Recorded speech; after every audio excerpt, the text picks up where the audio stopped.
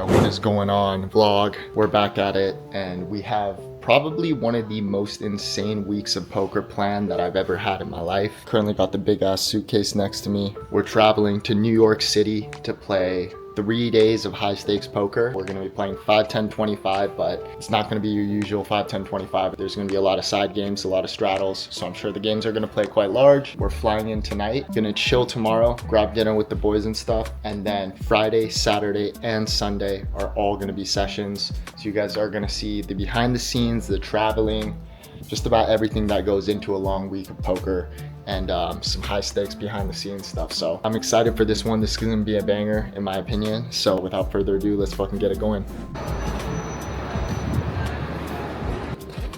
Let's get to fucking New York. So we just made it on the plane, headed to New York now. We are currently watching the Hamul Poker live stream. It's a Wednesday, so you know the boys are playing, so I'm gonna be sweating this stream. I think this flight's gonna be like 5 hours or so. We should be getting into New York at like in the ballpark of midnight or so. So we've officially touched down in New York City. Gotta go grab my bag, gotta eat some food, get to the hotel, check in, and those are kind of the main things I gotta do tonight. I literally felt the breeze as I was walking out of the airport, bro. This shit is bricks. It's so fucking cold. We just made it to rideshare pickup, and holy shit, man, that was kind of sketchy. I just got out of New York, and I was like getting to the baggage claim or whatever, where you're supposed to, generally speaking, be able to get a ride, and like there's just so many people just like asking, do you want a ride, do you want a ride? Obviously, I'm not getting in no random dude's car, so I'm waiting for this Uber now, but I got asked like 15 times by the same freaking dude.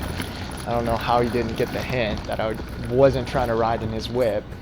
I'm not trying to get fucking out here, you know what I'm saying? But we here, I'm getting this Uber. Literally finally fucking made it to the hotel room. That was literally a trek and a fucking half. But look at how clutched up we did this shit. We ordered a za right in time.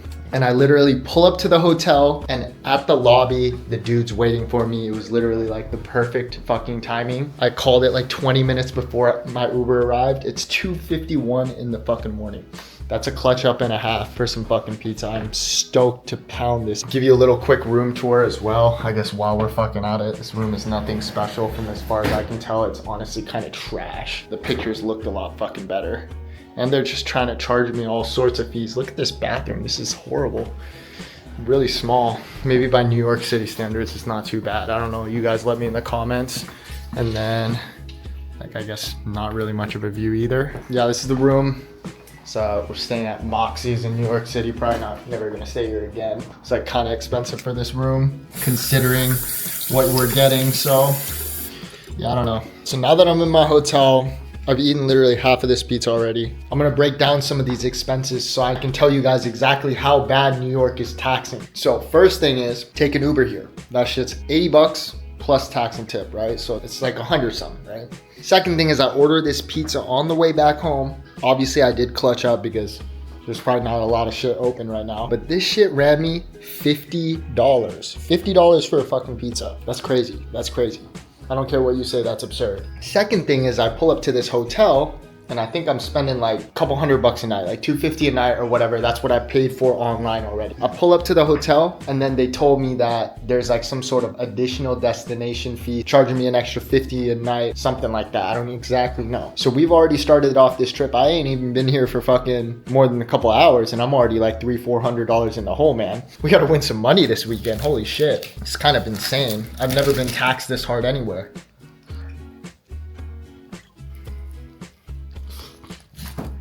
This pizza do be hitting though. There's better pizza in San Diego for sure. Tomorrow we ain't even playing no poker.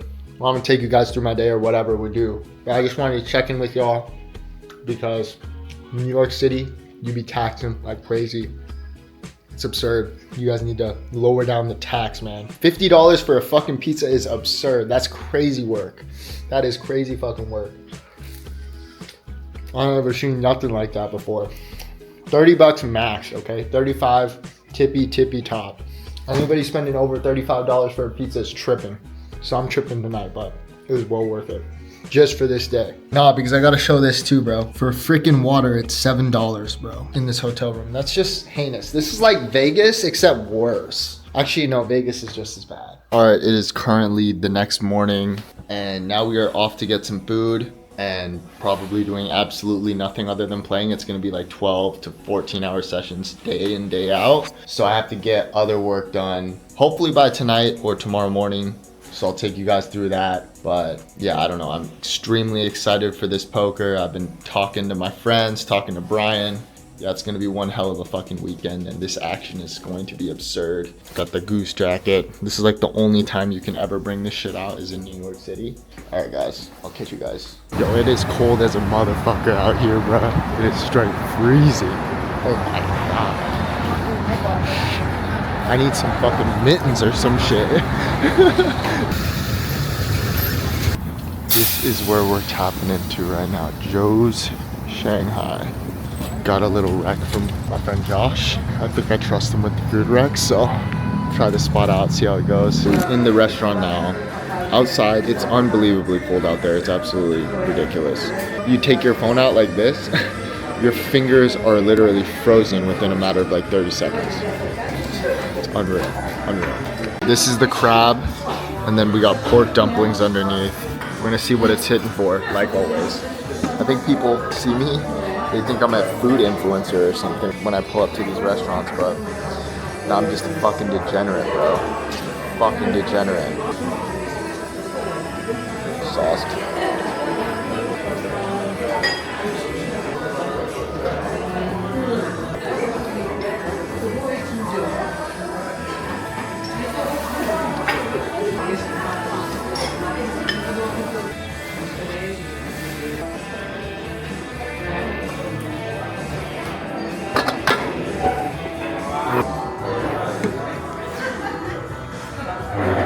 I ain't gonna lie, that crab one,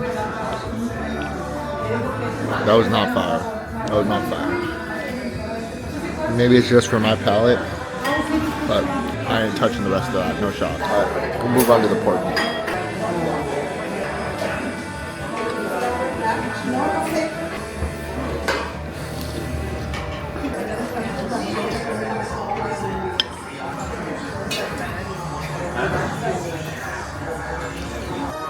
Now that was fire.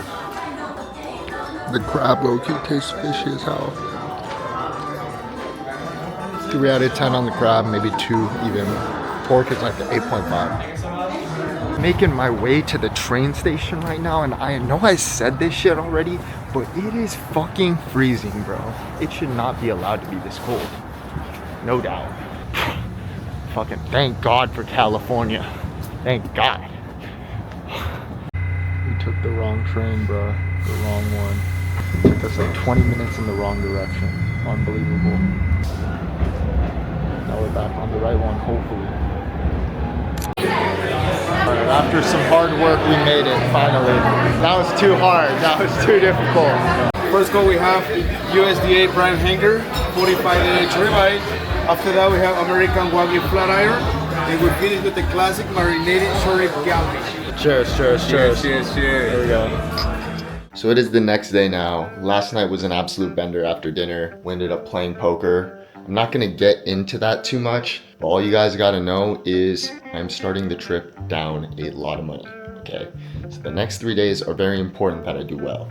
Today, we're playing big. It's gonna be the first game of the 3-day marathon. I'm very excited, and it's currently almost 3 o'clock p.m. So we gotta get over there very soon because the game is gonna start at 4. I'm about to head out. Big game today, 5-10-25 with the boys in Brooklyn. It's gonna be an insane game. It's literally freezing out in New York, but still rocking in a pretty decent fit for the cold. Let's start things off with a bang today. No doubt, no doubt. Alright, it's fucking freezing as per usual, but we've made it. We've arrived. Get ready for some fucking action tonight. We've officially stepped onto the battlefield, and tonight it's set in a penthouse overlooking New York City. This isn't just another session. This might be one of the biggest games of our career. The stage is set, the lights are up, and we're sitting in a 5, 10, 25 game. But don't let the blinds fool you, because once the $50 and $100 straddles come on, this game transforms into something else entirely. Early into the night, barely an orbit in, we find ourselves in the $50 straddle with Ace-King offsuit. PJ opens under the gun to 150. Tito 3-bets from the small blind to 700. And like I said, it's pretty early into the night and we are only 5K effective here. So I see no reason to do anything but go all in right now. You can probably make a case for 4-betting to something like 1,500 or so, but that is not gonna be happening this time. I ship my stack in and PJ makes a quick fold, and so does Tito. So we are going to scoop up nearly $1,000 uncontested here in the first notable pot of the night. Not a big pot or anything, but it is a nice way to start chipping up early into the session. This is going to set the tone for us and be the confidence booster we need in this high stakes private game. In this hand, the $100 double straddle is on, which is going to be a very common theme for this entire weekend. The button player limps, and we look down at a very sexy looking king queen of clubs in the big blind. I decide to raise things up to $800 here. Definitely a relatively large size given the stack depth, but given the Nick game is on and we have yet to get rid of our duck, it seems pretty reasonable to go large here. Action folds around to the button, who decides to rip it all in for $3,500 effective now. I take no time before sticking in the call here. We really have no decision with the Nick game on and the size of the jam. We decide that we are going to run it one time for max pain, so off to one run out here. The flop comes 10 queen 7 rainbow, giving us top pair and a good kicker, and the turn and the river are pretty big bricks. And when we table our hand, our opponent does let us know that we are good, and we are going to scoop up this over $7,000 pot. As I just mentioned, the $100 straddle is going to be on for a majority of the hands, and this one is no different. We have the best starting hand in poker in the big blind, the pocket rockets. The hijack player starts off with a limp, and now the button raises to 325. When the action gets on over to me, we bump the price of poker up to $1,300 with a 3-bet. PJ is next to act in the third blind, and this guy is one of the most aggressive poker pros I've ever played against. And when he starts going into the tank, I am just thrilled, honestly, because I know he is probably planning on doing some pretty crazy shit here. To our delight, he announces that he is all in for his $7,000 stack, and when action folds back to us, we snap this one off and he has pocket sixes. We decide to run it one time here for max pain once again, and the flop comes ace 6-3, giving us both a set, and the turn and river brick off, so we are going to scoop this nearly $15,000 pot. I think it's safe to say that even though we are only 3 notable hands into the session, we are officially cooking. After such an incredibly hot start, we get a little bit too excited and 3-bet ace-10 offsuit and king-4 suited, but unfortunately both times we get caught. We dust off 2.6K just off of those 3 bets. And this kind of gives you a pretty good picture of how big this game is really playing. We are cooking, and honestly haven't had to face many difficult decisions yet. But that is about to change as we face our first real hard decision in this hand. The $100 straddle's on and Tito raises from the hijack to $500. This is a relatively large open, but given that he still has his knit button, certainly raising larger here does make sense. Action folds to me in the small blind and I look down at 2 10s. Tito is only playing a 5K stack here, so I decide to 3-bet to $1,500, a bit on the smaller side given this stack depths. Now action folds over to Clay in the $100 straddle, and he decides to cold 4-bet to $4,000. Tito quickly folds and action gets back over to me. Obviously, this is not a very fun spot facing a cold 4-bet out of position with pocket 10s. Clay started this hand with around $14,000 and we have him covered. So we are a little deeper than I am generally comfortable getting pocket tens in for pre-flop. However, Clay is on the aggressive side pre-flop and certainly is going to have some folds if I shove here. I take some time to think over my options, but I do decide that I am ready to play for it all right here, right now. I rip it all in for 14K effective and Clay immediately looks disgusted. This is really good news for us because this is generally gonna mean we are either ahead or just flipping. I think if he had pocket jacks or better, the money would probably just be in the middle by now. After a few minutes of tanking, he throws his cards into the muck and we are going to scoop up nearly $5,000 uncontested after taking a pretty dicey 5-bet jam spot. Clay lets us know that he did have ace queen, so definitely a great result by getting the fold pre-flop for us. We are still riding the early session heater looking to double down. We have king 5 of clubs in the $50 straddle and the button opens to $350. The big blind calls, I call, and the $100 double straddle calls as well. We go 4 ways to a pretty nice looking flop of ace 3-7 with 2 clubs. Action checks to the original raiser and he fires for $700, around a half pot c-bet. The big blind folds and the action is on me. Can't really make a mistake here with this strong of a draw other than fold it. I decide on just calling this time and the double straddle folds out as well. We go heads up to a beautiful turn card, the 9 of clubs. I just decide to lead out for $2,000 here, roughly 2/3 pot. I think this card gets checked back a decent amount by in position. And when my opponent is just firing into 3 other players on the flop, he just has an ace or better almost always. He makes a quick call and we head to the river. The river is the 5 of spades, essentially a total brick, and we have just about a pot size bet behind. Not much to do here other than ship my stack in. So I announce I am all in for $7,000 and the button goes into the tank. Seems like he has a pretty tough decision here, but eventually does find a very good fold. Unfortunate not to get paid, but I cannot complain as I drag in another decent sized pot. It really feels like we just can't lose today. We are on one of the wildest heaters I've had in a long time. But that isn't gonna stop us from looking down at aces one more time. Strap in because this is a massive one. Introducing mystery hand number 1 when under the gun opens to $500 and he is playing a pretty deep stack. He's got around 21K in front of him and when action folds around to me in the 3rd blind, I bump things up with a 3-bet to 2K. When action gets back over to him, he thinks for a little bit and decides to put in yet another raise to $6,000. What an unbelievable spot for us facing a 5-bet with the Rockets. This player is definitely on the aggressive side, like a majority of these players, so I decide to set the trap here and just make the call out of position. There is already over $12,000 in the middle and we have not even seen the flop yet. The flop comes ace 6-3 rainbow, giving us top set in a 4-bet pot. We check it over to our opponent and he takes a few seconds to double check his cards and then announces that he is all in for his remaining $15,000. Which one? We beat him into the pot and agree to run this $42,000 pot twice. The first turn in river come the 10 and queen.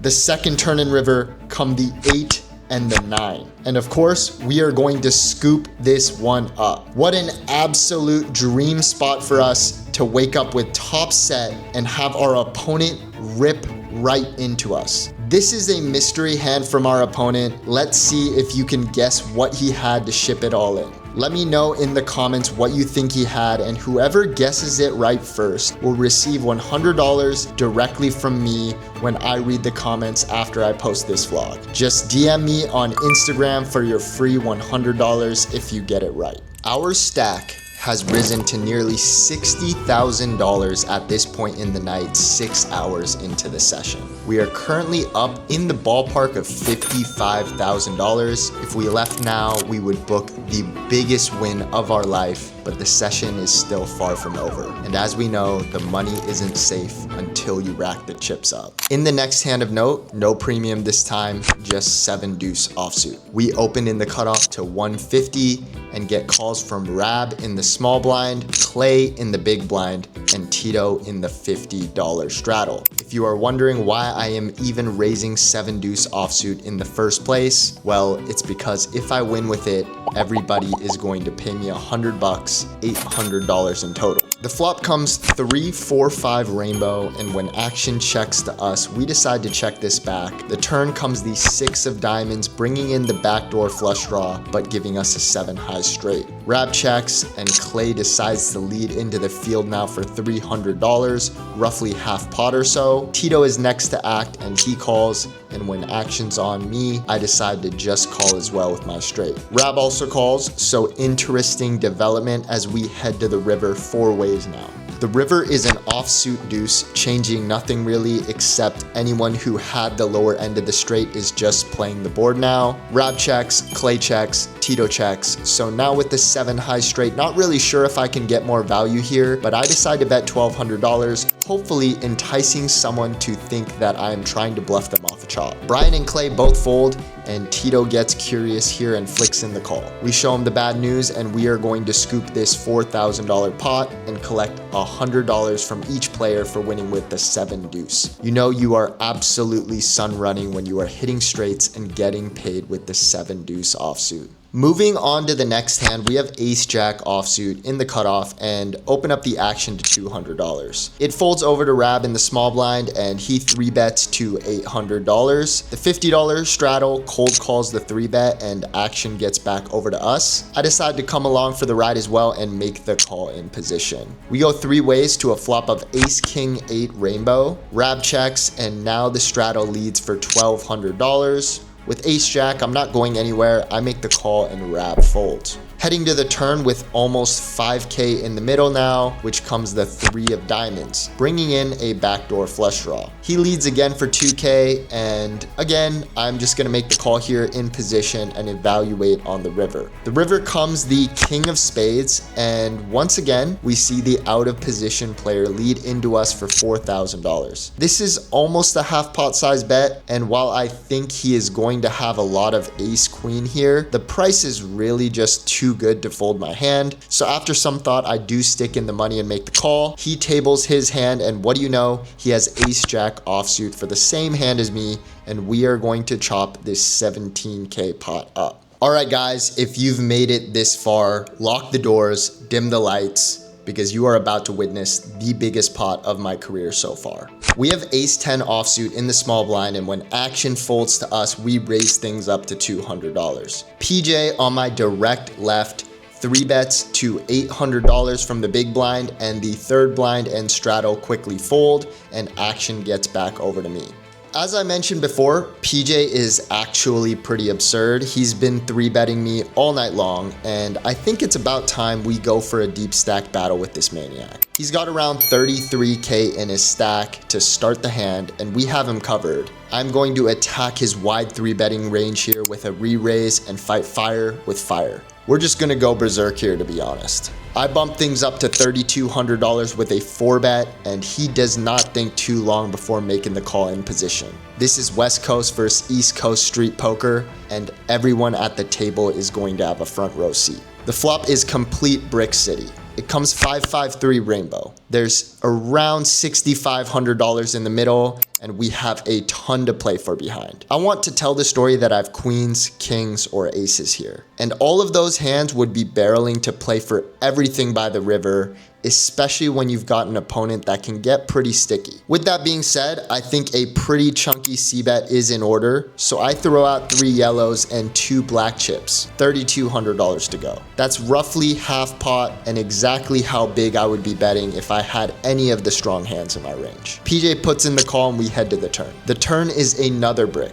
the 8 of hearts. Like I said before, I am going to go berserk here and pretending that I have 2 aces in my hand. I fire again for $6,500 this time. The table is completely silent. You can hear a pin drop. Everyone's watching as they can tell this pot is starting to look like it could be straight violence. PJ isn't really giving off any reads though, as he is deciding what to do on the turn. Obviously, I am just praying for a fold so I can windmill these cards in his face, but I am prepared to unload the clip on the river if he does call. At this point, I've basically convinced myself that I have aces. After some thought, PJ makes the call again, and we are heading to the river with over 25k in the middle and just around 20k to play for behind. I've been here plenty of times, bluffing with straight air in a massive pot heading to the river, but usually it's for a lot less money. This is a big fucking river. Let's hope the dealer puts out something good. And what a river it is. The dealer pulls out the ace of hearts, giving us top pair now. While we do have top pair, it's far from the nuts in this spot. PJ definitely has a lot of combos of hands that beat us. I think my options here are to check or bet really small, given that jamming only gets called by better. It's pretty hard for him to have ace king or ace queen after calling 2 streets, especially when it's the ace of hearts on the river, because he can't really have ace king or ace queen of hearts when the ace of hearts is on the board. When I think of what PJ could have and what his range looks like, I think the obvious hands we are beating are 9s, 10s, jacks, and queens. And the hands we're losing to are hands like rivered flushes from hands like king, queen of hearts, or 6, 7 of hearts, maybe some pocket 8s for a full house, and occasionally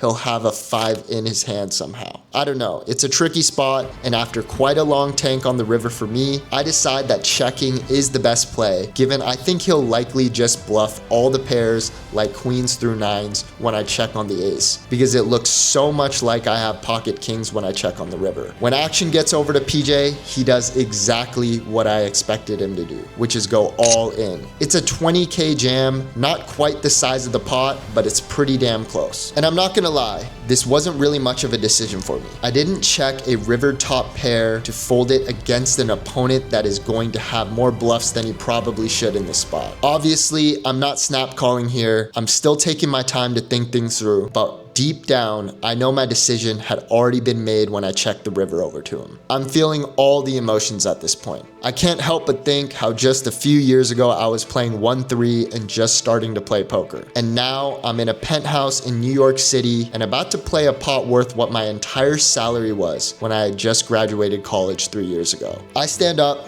throw the 5k plaques in the middle, hoping that I have the best hand in the biggest pot of my life. And PJ throws his hand on the table. He has 5-7 of diamonds for flop trips. Just like that, we lose a $66,000 pot, an unfathomable amount of money. We're sick to our stomachs, but we're still up money on the session and have more poker to play. This brings us to the last hand I'll be covering from the night. And it's another big one. The game has changed to 25, 50, 100 as we are playing 5-handed now. Brian opens to $300 first to act, and with pocket 2s in the big blind, I make the call, and so does PJ in the third blind. The flop comes 9-8-2 with 2 clubs. We flop bottom set and are hoping to get some of our money back. We check, and now PJ leads out for 800. Brian folds, and when the action's on me, I think raising my bottom set here is probably the way to go, but I decided to just call this time and get tricky. The turn is a pretty ugly queen of clubs, and we check it over to PJ, and he quickly checks it back, and we are headed to the river. The river is a beautiful offsuit 9, giving us a full house. And at this point, I think we can certainly just bet our hand, but given that PJ had led out large on the flop, I think it's very likely he had something of high equity. And all the draws got there on the turn, so I think it's actually much more likely that he just has a 9 in his hand at this point. And if that's the case, he is certainly going to value bet if I check to him. I decide to check it over to him, and he does indeed bet for $1,300 this time, just over half pot. And with roughly 10k behind, I see no reason to do anything but go all in with my full house, so that is exactly what I do. I'm all in. All in. But unfortunately, he beats us into the pot and immediately tables 9-8 offsuit for the better full house. We are going to get scooped in another big one here, and PJ has completely crushed our dreams tonight. That was the last hand of day 1 of this 3-day New York City private game bender. What a roller coaster of emotions in one of the biggest games I've ever played. Going from 5k to over 70k and then losing it all. Even though it's a tough pill to swallow and one of the most painful sessions of poker I've ever played, I can't help but think how far I've come. If you told me 3 years ago that I'd be in a penthouse in New York City playing a $66,000 pot, I'm not sure I would have believed you. Day 2 starts tomorrow, and we're coming back for our money. Alright, we just got back to the hotel. That's a wrap on day 1. The overall results were really bad. In for 25,000, out for nothing. So I lost 25K tonight, and the even worse part about it is my first buy-in for 5K, I ran it up to about 65,000. So went from a 60K or 55K profit all the way to down 25, so like roughly almost $100,000 downswing in literally one session in like 4 or 5 hours. Just very unfortunate. Played like shit, and honestly, yeah, I was drinking a little bit too much, just being kind of a degenerate, whatever you want to fucking call it. It was just not a good session to begin with. Played like ass, fucking drank way too much, whatever. It was just fucking bad. Yeah, we got 2 more days of this shit. Gotta lock in, trying to come back from this. We'll see how things go, but yeah, unfortunate day 1 and unfortunate day 0. We're stuck like 40 plus K at this point on the trip. Not the most ideal situation to be in, but yeah, 2 more days of this. Yeah, I played one of the biggest pots of my life with ace 10 offsuit, 4-bet pre. Just, I don't know. I don't really hate how I played it. I just think, I was a little bit out of line pre-flop and whatnot with the ace 10, but I mean, against my opponent, I felt like it was a good spot just to go crazy. And I did go crazy, and then river, just kind of river the perfect card for him to get paid. And then, just end up losing a $65,000 pot there. And then after that, all I saw was black. I just, I couldn't even think after that. After a $65,000 pot loss, I was just fucking going absolutely apeshit. 3-betting whatever fucking 2 cards I had, just going absolutely ballistic, and then ended up torching like another 20, 30, 40K, whatever it was fucking was. Unfortunate result. Day 2 tomorrow, day 3 on Sunday. Either way, this bed is looking way too comfortable right now. Better knock the fuck out and sleep. Get after it tomorrow, baby.